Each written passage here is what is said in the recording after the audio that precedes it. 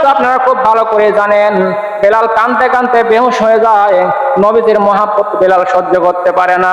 তিনি ছিলেন নবীজির মুয়াজ্জিন। বেলাল নবীজির ইন্তেকালের পর থেকে আর আযান দেয় না, সব সময় নবীজির রওজার পাশে গিয়ে দাঁড়িয়ে থাকে। ওই সময় তো আর এরকম ইট গম্বুজের কোনো ব্যবস্থা ছিল না, কাঠের বেড়া ছিল, কাঠের বেড়া। কাঠের বেড়ার সঙ্গে বেলাল মাথা টুকরা টুকরা কান্দে, কানতে কানতে বেহুশ হয়ে বেলাল ওই রওজার পাশে পড়ে থাকে। সাহাবীরা ডাক দিয়ে জিজ্ঞাসা করে, রে বেলাল, তুমি কি শুধু নবীকে ভালোবাসো নাকি?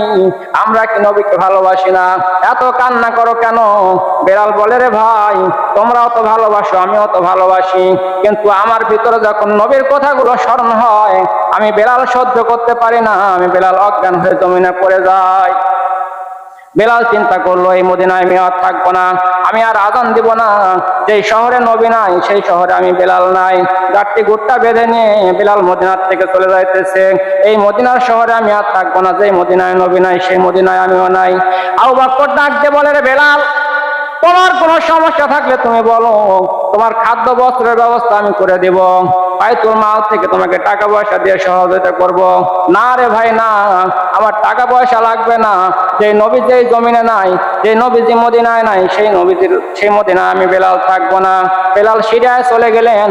কিছু বছর পরে বেলাল স্বপ্ন যোগে দেখতে পেলেন, নবীজি স্বপ্নের মধ্যে বেলালকে ডাক দিয়ে বলতেছে, রে বেলাল, আমাকে ছেড়ে যেতেই চলে গেলি, আমার কথা কি তোর মনে পড়ে না? আমার রওজা কি তোর জিয়ারত করতে মনে চায় না?